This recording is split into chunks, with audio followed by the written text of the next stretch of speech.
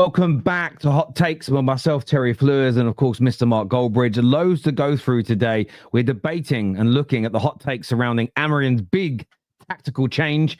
We're looking at Slot, who's under big pressure, and we're asking, are Arsenal top class or are they boring? All that plus a massive update. Mark hasn't even heard this yet. From the PGMOL, their coverage from the Man United game at the weekend, absolutely crazy. But morning, Mark. How are you, mate? You good and well? Yeah, I'm very good. People from United Stand will know I'm in the final bit of my kitchen project, so I'm just late for everything at the moment and thinking about splashbacks, which is not as sinister as it sounds. It's for a kitchen. Yeah, but apart from that, it's nice to have some escapism and talk about football in a positive way as well, because United keep winning. I know. It's nice, isn't it, mate? It's nice. Yeah. I don't recognise my club at the moment. It's been a good few weeks. It has, yeah. It absolutely has. And Mark's kitchen project taking months. Shows you how well he's doing, because most of us just go to B&Q, they turn up, they click it all in place in about 20 minutes and they go home. So well done to you, my friend. It's a great first world problems to have. Do you know what I mean? So it's a brilliant thing. I don't think it'd make any difference if it was a B&Q kitchen or not, Terry. It's more about structural issues and how we're going to get that in there. But, you know, I actually literally saw a fridge freezer, an American fridge freezer that I really liked. And we're like, we're getting that one. It wasn't mega expensive either. Then I thought, I'll just measure the depth. I'd done the height, I'd done the width, I'll measure the depth. It would have stuck halfway out into the bloody kitchen. It was like, and for me, I was really proud that I checked, because I normally would, width and height is all I would have done. So yeah, little problems anyway. Yeah, I hear a few of you saying my mic's a little quiet. This sometimes happens on StreamYard. It's a StreamYard thing. It does. Because when two people are talking, it thinks one of them might be an echo. So I'll manually turn mine up. Let me know if that sounds okay, and let me know. Right, first things first. We're going to take a look here at PGMOL. This is them, United versus Brighton at the weekend. Take a listen to this. It's crazy. Ahmad's dribbling against the Kuiper. Ahmad's gone down. No, not for me. No penalty there. Can we check that? Okay, so Ahmad gets completely wiped out. So it is a penalty? Wait, hang on. The Kuiper gets the tiniest of touches on the ball. But Ahmad is wiped out? Yeah, but the direction of the ball does change by 1 millimetre. So we now just let players wipe the opposition out if they get the tiniest of touches on the ball? Yes, since Nick Pope and Gyökeres. If they get a tiny touch on the ball, it won't be a penalty. But let's just say after the tiny touch on the ball, the attacker would still have the chance to go through and score if they weren't completely wiped out by the foul. Nope, doesn't matter. Tiny touch on the ball, do whatever you like. Wait, but when Saliba got a touch on the ball, then clashed heads with João Pedro last year, that was given as a penalty? Yes. So how does that make sense? It doesn't. No penalty, check complete. Right, okay. Now, we've checked.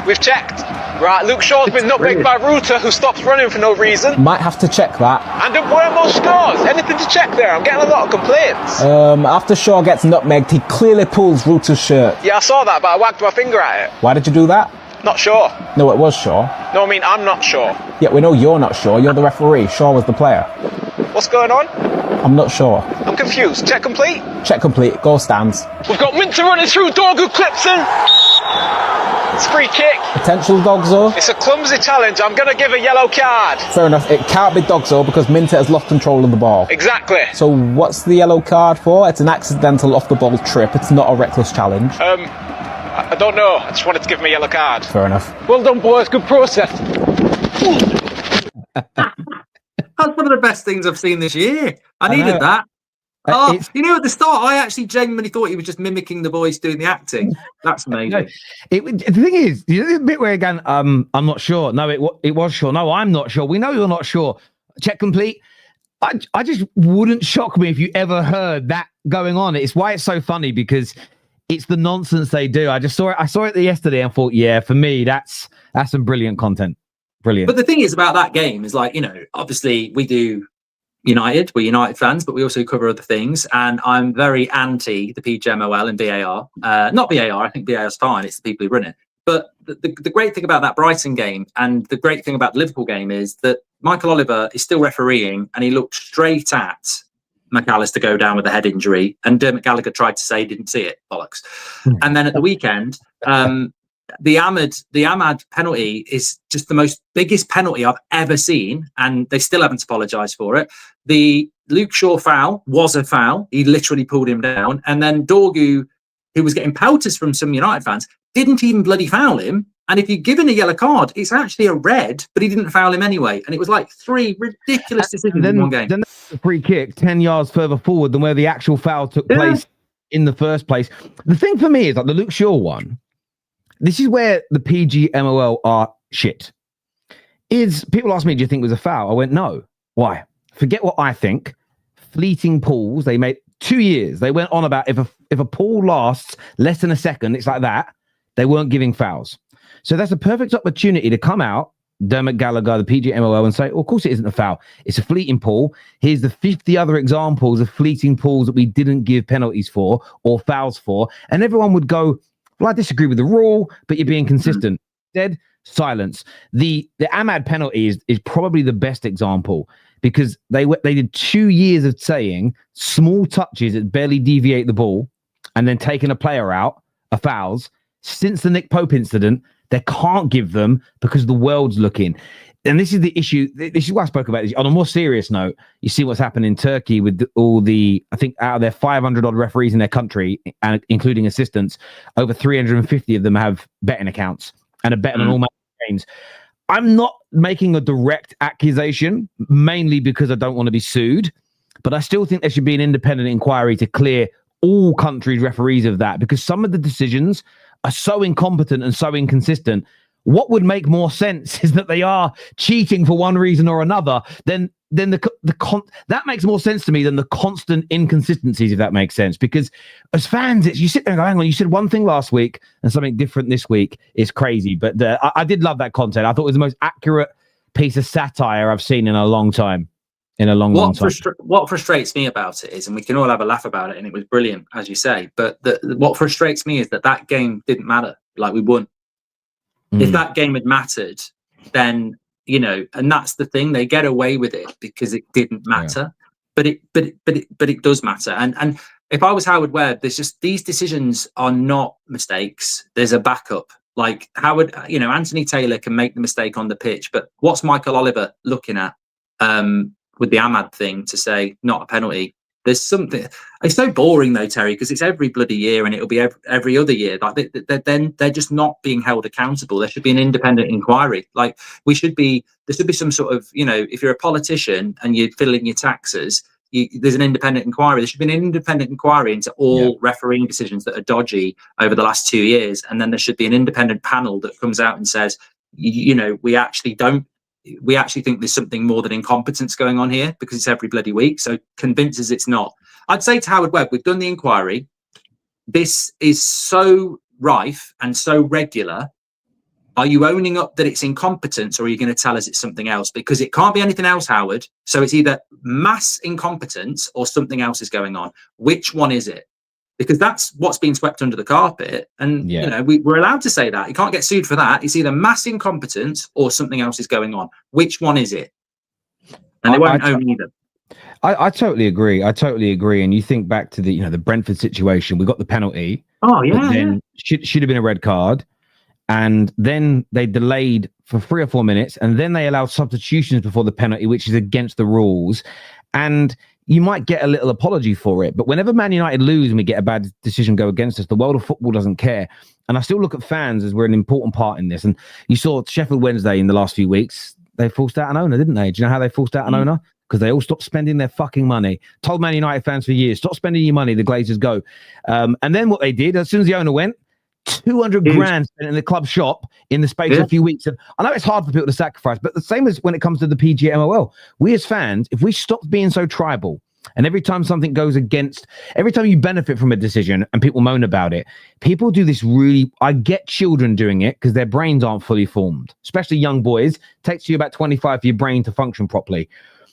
Or some scientist said that once. Maybe it's not true, but I think it is. But when you get a lucky decision go your way and somebody says, referee got that wrong, people do this, well, you're saying I didn't deserve to win. It's like, why is that you must have seen this on socials. I love apples. Why are you saying oranges are shit? We have this weird mentality, right? And we do it so much in football, and we do it a lot. Fans have so much more power than we think, but we spend too much time in our tribalistic shitholes as opposed to looking at what's better for the game. And if we actually stood up against this, if we actually, I'm not saying the word protested, but, you know, made a bit of a stance, made a bit of a threat. we're going to do X if you don't get this sorted. The FA could fix this straight away. And when it comes to the inconsistencies, we watch as fans, and you have an actual day job, which isn't refereeing decisions. But we all see it in the moment where we go, well, that's going to be a red. Why? Well, because of all the decisions last weekend and the weekend before, and then they don't give it. And I sit there and go, stick a couple of fans, especially Arsenal fans, in the van with the VAR men. As soon as they see it, they go, that's the same as last week and so, it's got to be a red. And they go, oh yeah, you're right. That's a bit about the inconsistent. I think I personally, pay me the money that Howard Webb gets, I could fix the inconsistencies in 3 months. I don't even think it's that hard because they've got all week to be shown, well, these have been reds, these are not reds. These are goals, these weren't goals. These were fouls, they weren't fouls. Pump that into them and you get less and less subjectivity and more objectivity based on previous decisions. How can they not remember these incidents like we as fans do when it's meant to be their day job? That strikes me as strange. It's like a heart surgeon not knowing what scalpel to use. It's weird to me. I'd love to referee a game because that foul where the fullback gets it in the corner and you know it's going to be a foul. They're under a little bit of pressure and the attacker goes to try and get them and barely touches them. They fall over and the ref goes, I'll go play on. Oh, they're in on goal now because you've dived on the floor. Oh, well, I'm going to be consistent. That's not a foul anymore. And the fans will be going, get in. None of these stupid fouls anymore. And these long throw-ins, I'd go, you got 10 seconds to take it. Put your fucking towel down. Stop everybody moving around in the box. You've got 10 seconds or it's a throw-in for the opposite team. I'm going to make this game of football flow. That's my job. I'm here to entertain the fans. I'm not here to be seen. My job is to get the time in play up, and I'm going to do it. I'm not giving soft fouls. You're not taking a minute for a free kick or a throw-in. We're going to get this game flowing. And if you moan at me, I'll give a free kick 10 yards further forward. I'm not even going to give you a yellow card. That's what happened at school. My old PE teacher, Mr. Hagger, he now runs, he might not be there anymore. He actually got very high up he left the schooling world. He was a big part of Fulham's academy. So that's how good he was. He wasn't just a PE teacher. He refereed our game once. He was my manager. Year 8 I was, and I swore on the pitch. And it wasn't like swearing out of anger.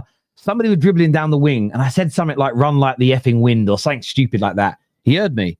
Just came over, bang, straight red card. Oh, I remember our teammates having a go at him. He booked two people on our team, his own students. And afterwards, we're in the dressing room, and he just said, well, I'm still going to referee the game properly. And he used to do that in matches he refereed. If you gave away a foul and you moaned, he'd do the rugby thing in football, 10 yards further forward.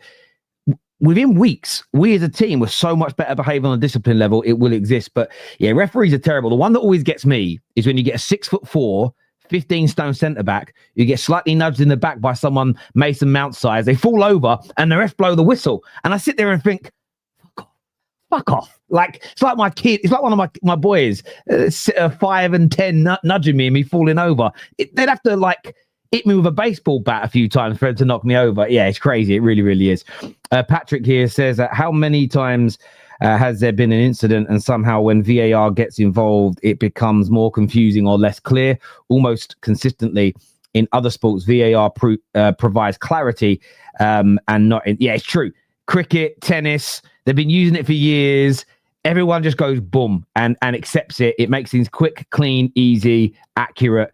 Patrick, always the voice of reason, mate. Speaking of winning, though, and voice of the reason, let's take a listen to this and Amorim's tactical changes. Saying that people should admire what Amorim has done. I admire it to a certain extent, but like I said, he was playing Russian roulette with his job. I don't think he's changed drastically. He's just tweaked, and that's what a lot of fans are asking for. Just tweak what you've got. Maybe don't be so much on your front foot. Maybe be a bit more conservative at times when we haven't got the ball. You can't press for 90 minutes. Unless you're an absolute beast of a team. PSG do it. This manager couldn't do that with his squad, and that's just sometimes how the cookie crumbles. But he may say in the long term and go, you know what, we might look back in 6 months and say Man United finish in the Champions League or something like that happens, right? He'll probably sit there confidently and go, well, if I did change, I probably would have been out of a job because I'd have been doing things that are alien to me. Rio there saying there's been some slight tweaks. I know you've seen it. I've seen it. A lot of people talking about moving to a back four, massive changes in how Amorim's playing. Is that what you put the 3 wins on a road down to, Mr. Goldbridge? No, I think it's a simpleton approach. I'm sorry. I just think it's probably people who, were very much thinking he was going to get the sack, who are now trying to justify why he's not going to get the sack and how they can jump back on the bandwagon instead of saying, you know what, he's done really, really well. I didn't think this was going to happen. It's really good what he's doing. He's winning games. I think that there has been no tactical tweak at all. I think the Liverpool game stands alone as an island. We hit an incredible amount of long balls. The stats show that, you know, per play, we were like 50% down on passes. So every time you have possession, you might average 5 passes per possession play. Against Liverpool, it was down to 2.5. So we didn't want the ball. We wanted to go long, and it worked. Liverpool's an island in every other game we played this season, so put it out the game. Brighton game at the weekend mirrors up very similarly to Arsenal on the opening game of the season in relation to length of pass, possession, amount of long balls. It's exactly the same. But what's the difference between Arsenal and Brighton? We won a game that we should have won, and we lost a game that we should have won. And also, we had a goalkeeper and a striker that allows you to, when you go long, be a little bit more of a threat. So I think that we haven't tactically tweaked anything. I've heard people saying Casemiro moves the ball so quick this season. It's amazing, isn't it, how people are saying that when he was doing it in the Europa League last year. I think what's happened is Amorim's principles have always been very adaptable. You know, he does change things. Look at Arsenal last year where he parked the bus and won in the FA Cup. I don't believe that we've gone from a high pressing team to a team that sits back and counters. I don't know what people watching last season, because that certainly wasn't the case. I think he's got better players. I think he's got more familiarity, and I think what's happening is, I mean, sometimes I feel like, you know, you live in a different planet. Like against Arsenal, we played really well. Really well. Oh, we moved the ball so well. We were really getting at them. We created loads of chances. Against Fulham, we should have been 3-0 up at half time. We played really, really well. The difference between Arsenal at home, Fulham away, and Burnley at home to Sunderland at home, Liverpool away, and Brighton at home, 2 home games, 1 away game. We've won 3, and in those we lost 1, drew 1, and won 1. And there's no difference between the first 3 games and the last 3 games in relation to style, tactics, or anything else. The big difference is Mbeumo and Ahmad have a better relationship. Cunha is more settled. Sesko is starting. Lemens is starting. And the rest of the team is getting used to what looks like his best 11. And confidence is growing from results. If Gakpo scores one of those goals that hits the post or equalises with the sitter at the end, I don't think people are talking about tactical tweaks. I think that there's very little changing other than we're getting more familiar with each other. And I'm very excited about it. But to try and cling on to there's some sort of tactical shift or anything like that, the stats don't show it out. And interestingly, we've been quite counter-attacking, direct, whatever you want to call it, all season. The only games that we've had more than 50% possession, considering a team of United status, you would be looking for a 60% possession if you're a possession, high-pressing team. We've been below 50% in most games this season. I think Burnley at home, we were over 50%. I think, funnily enough, Arsenal at home, we might have been over 50% because they scored quite early. But Sunderland at home, below 50%. Brighton certainly below 50%. So we've been playing this way all season. And I think we're playing this way purposely. You know, Cunha and Mbeumo are used to teams that don't have a lot of possession, coming in from Wolves and Brentford. Sesko allows you to go more direct. And I think it's been the plan from the summer. I don't think you can change system in the October international break, and we haven't. Yeah, I agree with large parts of what you say. I think there have been some subtle changes, but I don't think he's abandoned his principles. And I was getting called out on when we played Saturday for talking about this. Oh, you didn't want a manager to abandon his principles. Now you're celebrating it. I think there have been some adaptations in the sense of, I think we've moved our players. Michael Carrick broke it down brilliantly. Slightly more central when we are going long, which means you've got more. Again, it's a subtle difference. There's more bodies in that area to win that second ball. I think that's a subtle difference. And I think it's the timing of these things. So against Brighton, there were times where we played out from the back, but primarily when they stopped pressing us. When we were being pressed, we went, nah, we're going to go long. That is a little bit more about between the manager and the players making better decisions than it is some wouldn't consider that a tactical change. It's more of a decision-making element. So I think there have been some differences in those areas. and I'm liking them. And I think Cunha dropping into the midfield and the centre-back stepping up into midfield more regularly, which is why idiots are going, oh, you've gone to a back four, have we? Well, yeah, look here on this screenshot and that screenshot, you're on a back four. Well, that's what the manager has always wanted, is a centre-back stepping into the midfield so there's a three. And it's one thing I called out. We did it on this show months ago, and Gary Neville used to say, I don't see how you're ever going to win a game with two in midfield versus three. Well, you're ignoring what Amorim's been asking for, and that's a centre-back to step up into the central area or one of the 10s to drop in. And that is what we've been doing much better in the last 3 games. So again, I agree with you. I wouldn't call it a tactical tweak. It's the players delivering the system on a better level. But the most important part, which the Amorim outers, they have to make it about tactics, because they made us losing at the beginning of the season all about Amorim. Mbeumo I've loved as a signing, but he started to score goals now. Cunha got a goal and he's delivering in performances. Šeško wasn't fit, wasn't starting those games early on, but in his first 3 starts in the Premier League, 2 goals and an assist. 1 in each game as well, by the way. So suddenly as you're saying, we're now seeing those new signings start to settle, start to deliver.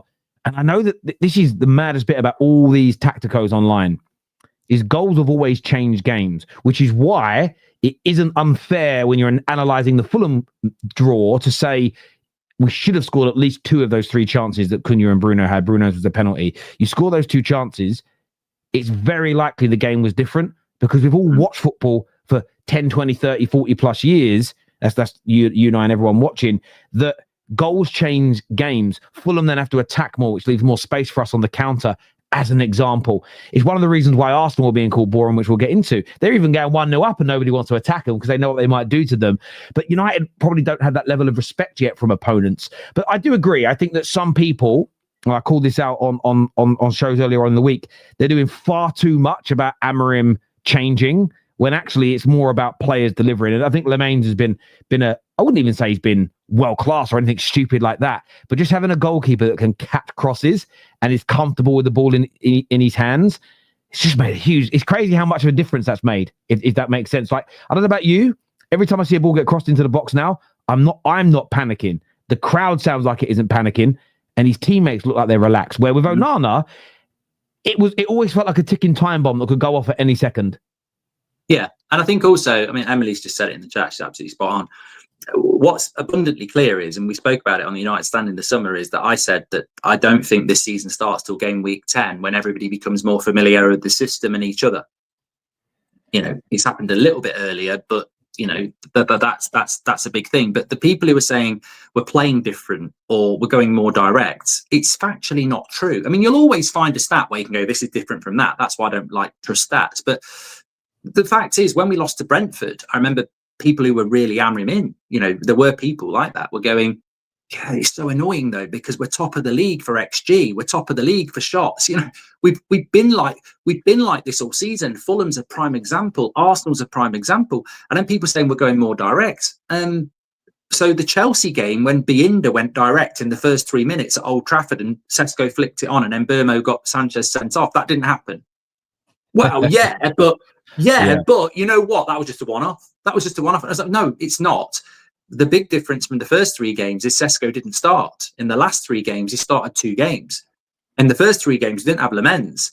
In the last 3 games, Lemens has started. We were still doing it. We were trying to be direct. Biinda was going more direct, but Lemens is a better goalkeeper. Like, you look at Biinda against Fulham, they didn't score a corner, but you know, they nearly did multiple times. We don't look like we're conceding them anymore. So I just think, for me, it's not about tactical tweaks. It's about signings. It's about the plan that was set in place in the summer.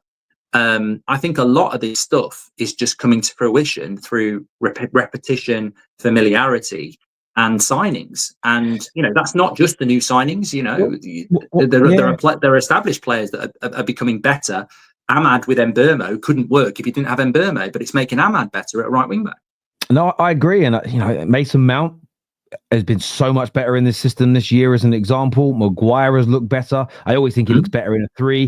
De Ligt, by the way, I just want to say while I'm here with you, I saw a tweet. I was going to feature it, but we cut a little bit of content out for today. But it was a tweet. I don't know who it was from. It might have been from the European lad who's obviously, I think he's Dutch, who said De Ligt's been the best centre-back in the Premier League this year. He's been one of them. And he absolutely has. I don't really care for the debate with the audience right now because I know straight away Arsenal fans are like, no, Saliba, Gabriel, I get you. But De Ligt's been up there and he hasn't really had any kind of praise at all. So look, for me, it's a case of long may it continue. Hope the players keep scoring. I would love, because of a clip that's circulating of Sean Dyche, to go and beat Nottingham Forest away this weekend. I'd love it if we beat them. I would, but the next few games are important because I'm looking at our fixtures: away to Forest and away to Tottenham, hard; home to Everton, hard; away to Palace, hard.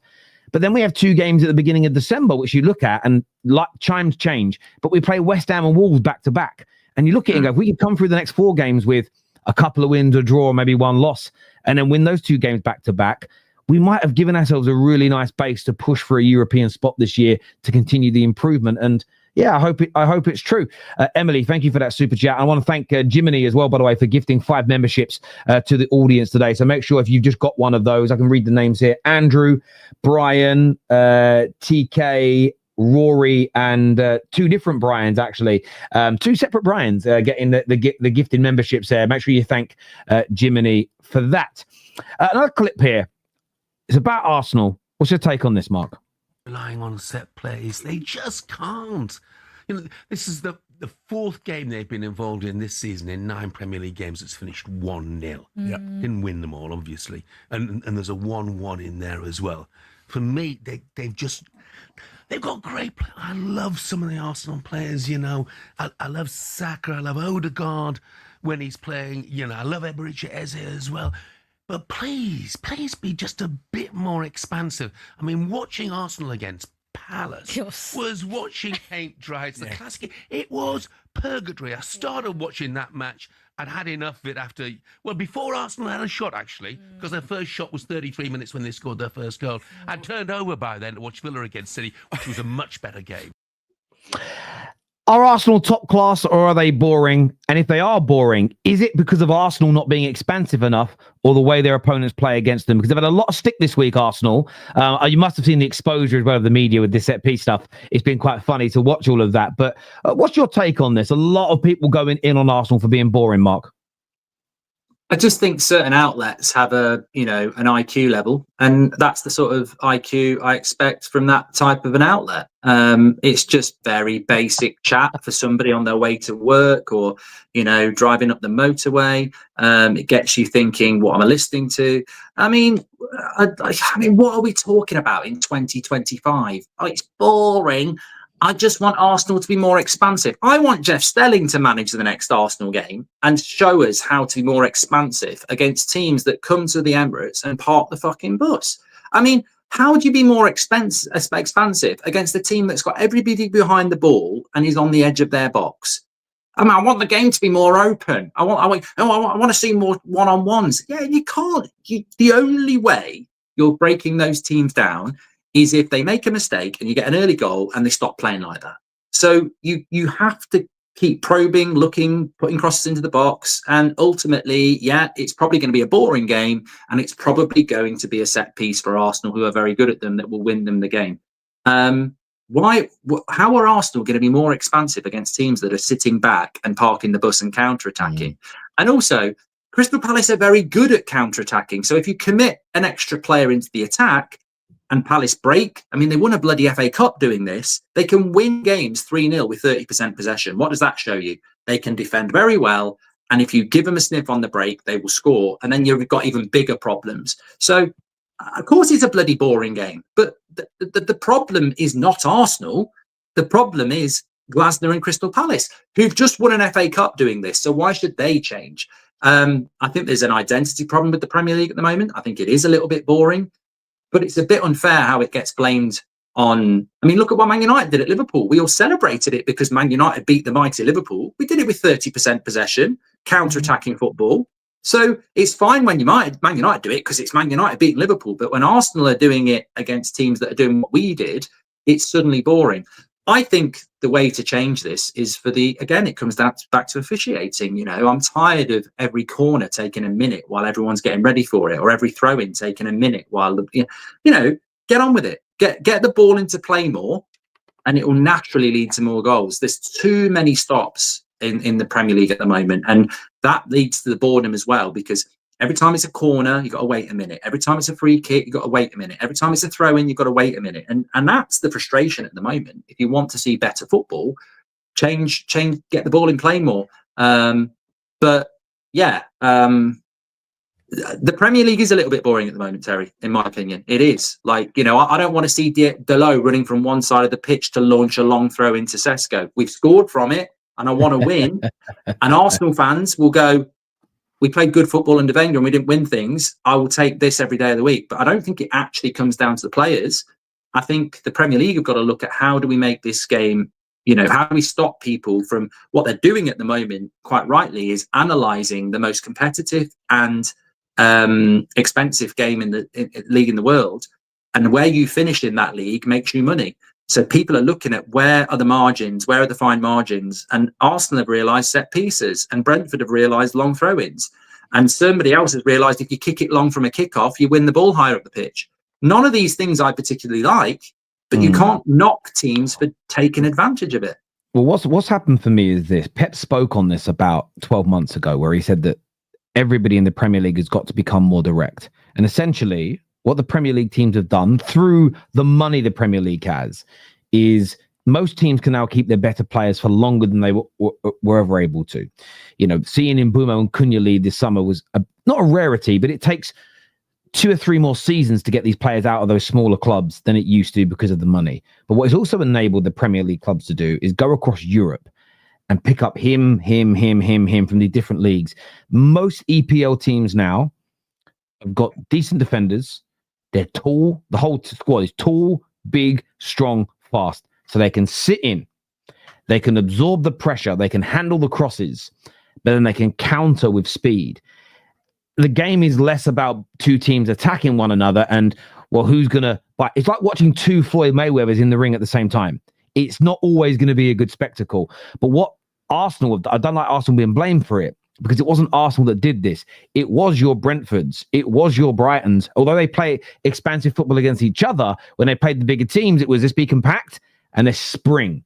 And what these clubs have kind of done is they've all started doing it. They've all been harder to beat, and we celebrated that. Go back 2 years ago. Oh, isn't it amazing that Bournemouths and Brentfords and Brightons and Palaces can really stick it to the bigger teams? But now the bigger teams realise if we over-attack and leave ourselves vulnerable at the back, and this is what I don't agree with Sterling, if Arsenal add an extra player or 2 to their attack, then when they lose the ball, because they will, then Palace counter 1v1, 2v2, 3v2, and they score. And then what Sterling would do is go, how naive are Arsenal? How silly were they when they know the tactics? The problem that you've got is the teams that we celebrate for becoming hard to beat are the teams that are making Pep become more direct and sit back a little bit more and knock balls into the box. So it's a knock-on effect. It's not Arsenal's fault. It isn't City's fault. The one big team that hasn't adapted to it this year is the team that everybody's going, the manager might be sacked soon in Slot. He's the one manager that hasn't changed his system where those balls being knocked long into the channel or being caught in possession when you're attacking. He's the only guy that hasn't adapted. And they're the ones in turmoil. So I get where you're coming from. The way the football being played isn't everybody's cup of tea. But the blaming of Arsenal, I find it to be so disingenuous and wrong. It's like the set piece nonsense about how bad it is for the game and how it's killing football. And it's all been exposed this week. Carragher, ESPN, O'Hara, how they spent years when they all started punditry and writing from 2016 through to like last year, talking about how important it is to be good at set pieces. Arsenal went out top of the league because of it, and suddenly it's poisonous for the game. There's a conversation to be had, like you're talking about the overall spectacle, but blaming Arsenal, it's just a cheap shot. Well, if Palace went to Arsenal and played a high line, and like Barcelona, and attacked them with trying to score goals, Arsenal would probably put 3 past them in 10 minutes, like they did against Atletico Madrid. Yes. Teams are terrified of Arsenal, so opening up against them. But Arsenal have conceded 3 goals in 9 games. That is incredible. And Arteta finished 2nd last year, and people were going, get this mug out my club. So if you talk to Arteta and go, mate, you need to start playing better football. Forget winning, you need to play better football. He's going to go, I tell you what, I don't mind if I win every game 1-0, as long as I win the league. That's what I'm here to do. I'm here to win the league. So stop, Yeah. 1 minute I finished second and I need to be sacked. Now I'm top and it's too boring and I need to be sacked. I'll tell you what, I'm just going to win the league and then you can argue amongst yourselves. And that's what Arsenal are going to do, because they've got the best defence in the league and they can score against any team. And I don't think Arsenal are the team. It's like blaming Arsenal for it being boring against Crystal Palace. How can it be Arsenal's fault? It's Crystal Palace who came and parked the fucking bus. You can't do anything about it. It's a bit like taking your kid to play rugby in 2025 and you go, hang on a minute, Mr. Coach, my son's been coming here for 6 months and you haven't taught him to tackle. And he says, but I'm not allowed. The government's put a rule in until they're 15, it's touch rugby only. You can't blame the coach for not teaching your kid to tackle when the system has created that. I can't blame Arsenal for looking at the way football was going and going, right. And what they've done is fantastic because they're ahead of the curve. My club, Man United, your club, Man United, we didn't have marauding attacking wing backs when you saw them coming through at Liverpool and at City. By the time we got round to maybe having some, football had changed again and nobody really wanted and needed them. We saw great number 10s in the Premier League. By the time we got round to getting one, they were kind of already being phased out. The teams that often win in the moment are the teams that see a trend coming and they're ahead of the game. City getting Haaland before everybody wanted an out-and-out number 9 is now amazing, because people didn't want out-and-out number 9s 4 years ago. They were talking about, I want the guy that's better at dribbling and better tech and better this. No, I want a guy that's a machine in front of goal. Now everybody would want a Haaland over an Anthony Martial type player to play number 9, because you're seeing that output that comes from someone like him. And I think all Arsenal did is they realised teams are coming harder to break down, buying better quality players, brilliant at set pieces. How do you counteract that? Well, we've got to be big, strong and technical ourselves, pin teams back, not overcommit, but we have got to sign players that can cross the ball brilliantly, and we need defenders that are powerhouses that can score from these set pieces, because we need to counteract what the others are good at. And I don't get why that's being criticised, because his main job is to try and win the league, not to entertain Jeff Sterling. But also, here, just very quickly, Terry, as well, very, very quickly, because we spoke about this a few weeks ago. There'll be a lot of people, this type of content, who are panicking because they literally have to talk shit all day. And about 3 weeks ago, they'd have been getting really excited about Christmas bonuses and revenue because Man United were in shit and Amorim was looking like he was going to get the sack. So they'd have been like, this is content. This is 24/7. Amorim out. Who's going to come in next? Pile on, pile on, pile on. Man United start winning. Where do you go next? No one's interested in Man City. No one wants to talk about Newcastle because they're doing all right. No one wants to talk about Spurs because Thomas Frank's only just started. Arsenal are winning the league as things stand. And, you can't really say slot out because he's just won the league. That's ridiculous. What are we going to do? Arsenal are boring. Yeah, Arsenal are boring. Yeah, Arsenal are really boring. And as an Arsenal fan, I'd be going, yeah, come on, bring it. Yeah, what you got? We're boring, are we? Yeah, we're top of the league. We're probably going to win the league. Is that all you've got? I just don't think they've got. This is why I'm not a massive fan of mainstream, because they've become so toxic in relation to, they just pile onto things that they don't really have anything to say. Like, we've had our best shows on the United Stand. Our numbers are still really good over the last few weeks because there's loads to talk about. It's a different world and there's lots to talk about, debate this, debate that, but they don't have anything to talk about. They don't because they don't actually do proper conversation anymore. They just do sensationalism, and the sensationalist thing now is Arsenal are boring, but there's no substance to it, which is why when Jeff Stelling says, I want to see Arsenal be more expansive, it's the most nonsensical statement in the world. But he's not the only one. They're all doing it. But as we know, you can't be expansive. You don't dictate being expansive if a team parks the bus. Well, the thing is, look at. Sorry, I'm doing it again. That's right. Against Inter years ago in the semi-final over 2 legs, most expansive team, Barcelona, they couldn't do anything because Mourinho just sat in and parked the bus. You can't be expansive against a team that parks the bus with 10 men behind the ball on the edge of their box.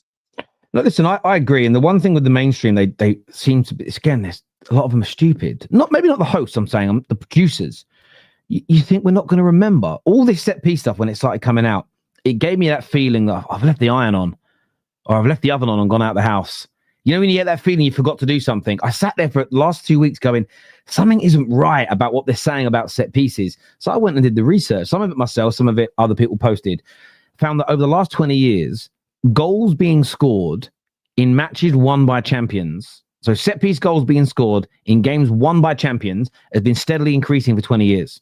So when Jamie Carragher says we've gone backwards to set piece goals, winning games or being involved in winning matches, well, no, it's been steadily getting worse. It was in the high 30%.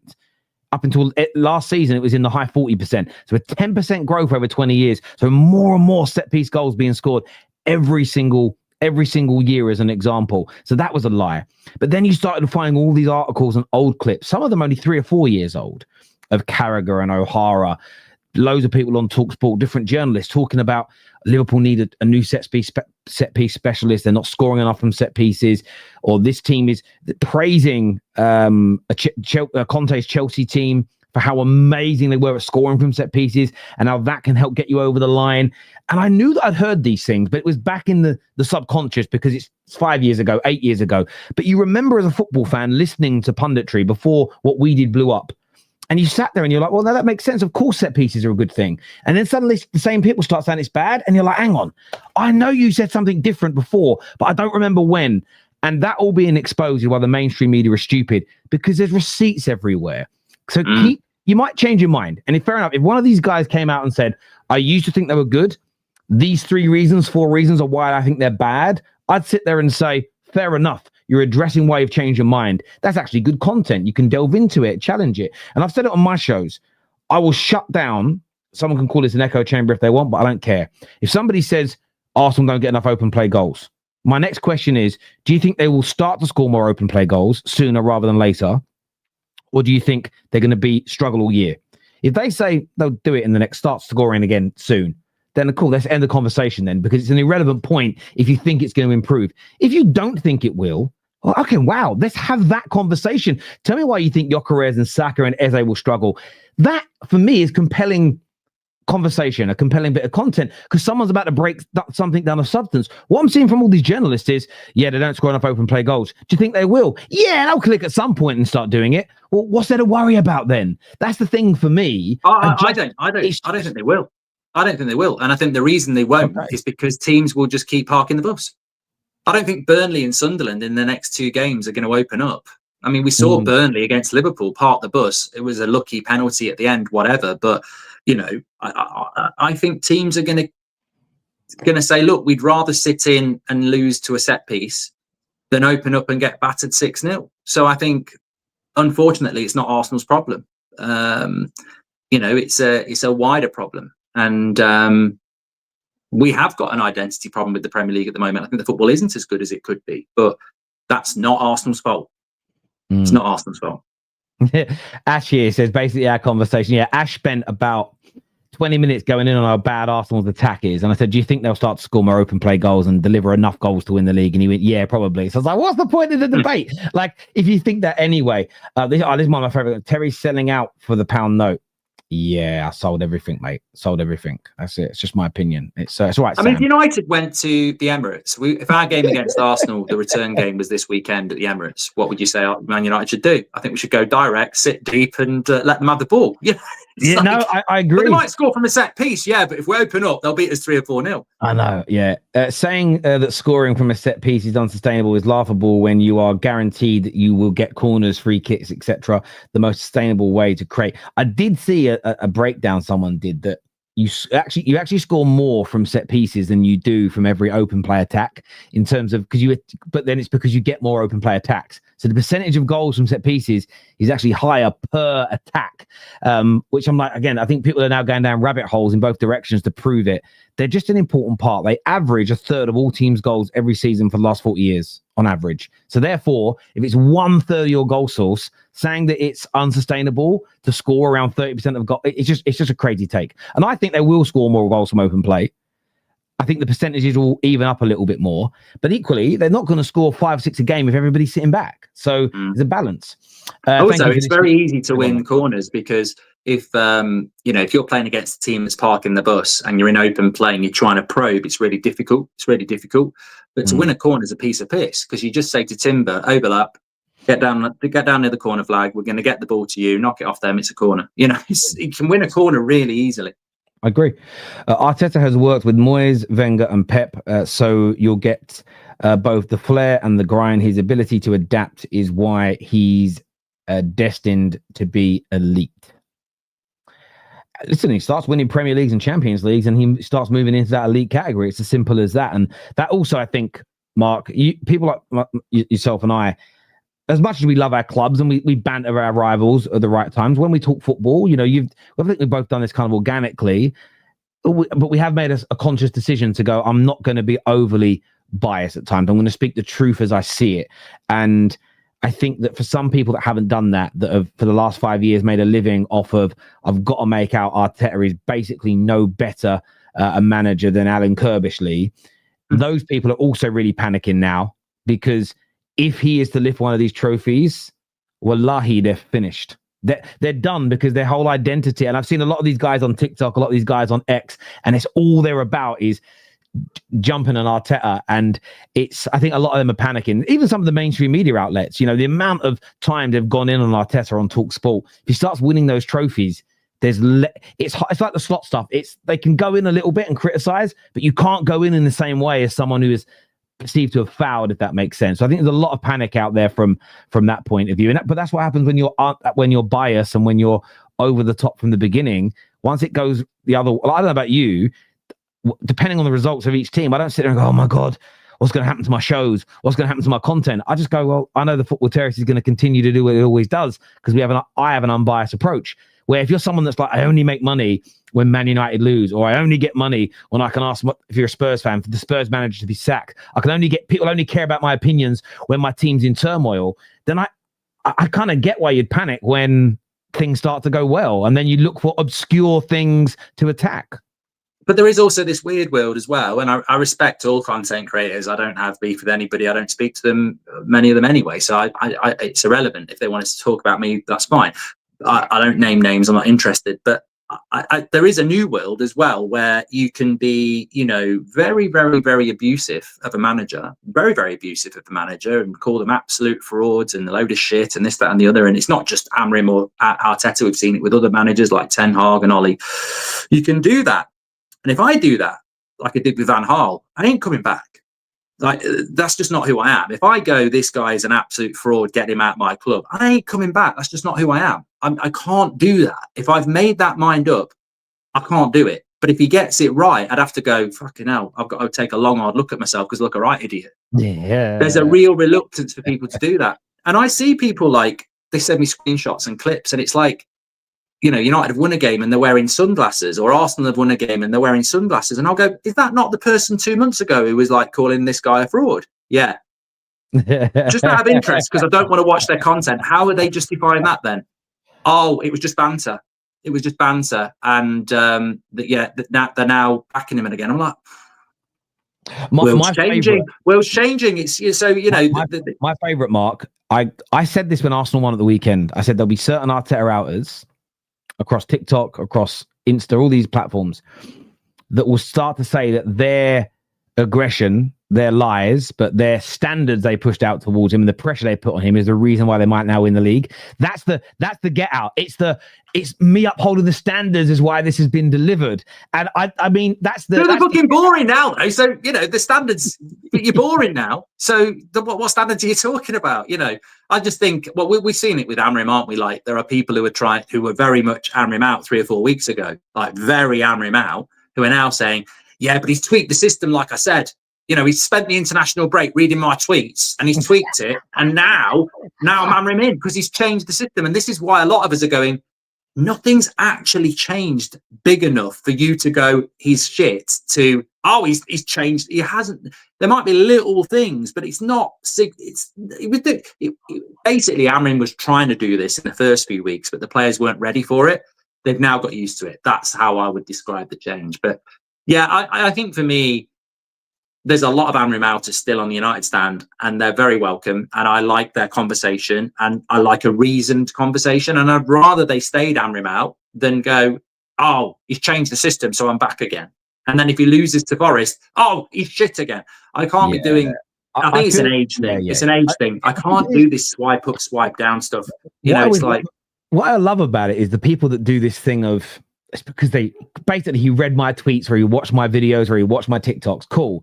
When I talk to those people, say about United, and go, well, if we as the fans really pushed against the Glazers and pushed for people to boycott and not to spend money, like Sheffield United have just done, and don't give me they're a smaller club, it's the same difference but with more money. Yeah, but what influence do I have, man? I'm one person. So this is what annoys me about those same people. On certain subjects, they have no influence. On others, they've literally, over his cornflakes in the morning, Ruben Amorim is changing his system because they're watching your TikTok. And speaking of sunglasses, maybe it was a dig at me because I did put sunglasses on myself for a thumbnail on Monday morning. Mate, somebody in the chat just said, oh, he's definitely talking about such and such. You're wrong. I would never watch that person. But the point is, you would never know who I'm talking about because everybody fucking puts sunglasses on now. It's everybody does. Even Terry's doing them, you know. My thumbnail guy did it. Yeah, I mean, look, it kind of is what it is. Sheffield, not Sheffield United, Sheffield Wednesday. Yeah, but you get the point still remains. I've told football fans for years. And listen, by the way, I always say this to fans that I don't want to give up my season ticket or I don't want to stop buying the kits.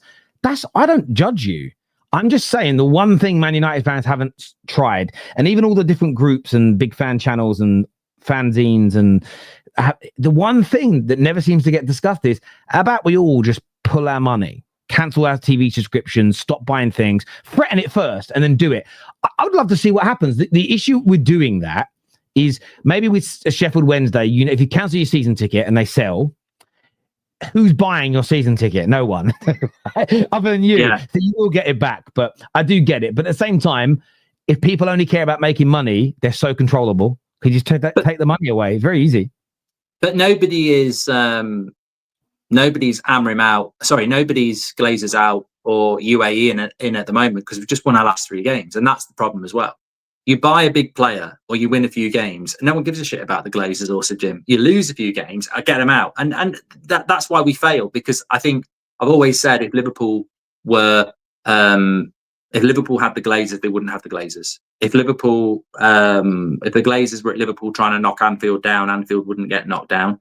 There's just something about our fan base that's just really goes with.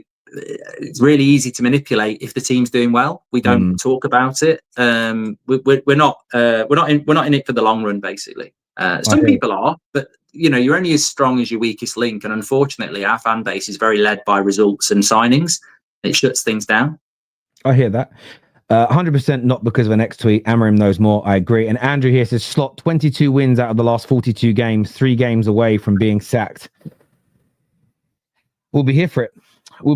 Mark, listen, mate, always a pleasure to sit and speak football with you. I want to thank our viewers, whether you're watching on X, whether you're watching here on YouTube. A big thank you to each and every single one of you.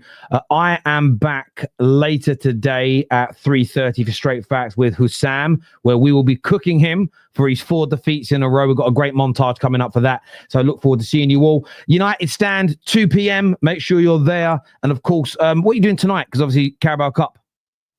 Yeah, I'm United stand at 7 o'clock tonight because then we're going to do the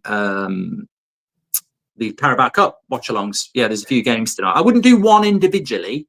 That wouldn't be good enough. But because there's 3 good ones, I'm going to sort of like do a bit of a Saturday, Wednesday night Carabao Cup thing. There we go. So make sure you're checking out That's Football for the watch along. We'll be live after those games as well, doing an instant match reaction to them. So look forward to seeing you all there. Until next time, everybody, take care. Goodbye. God bless. And I'll see you all again soon. Peace.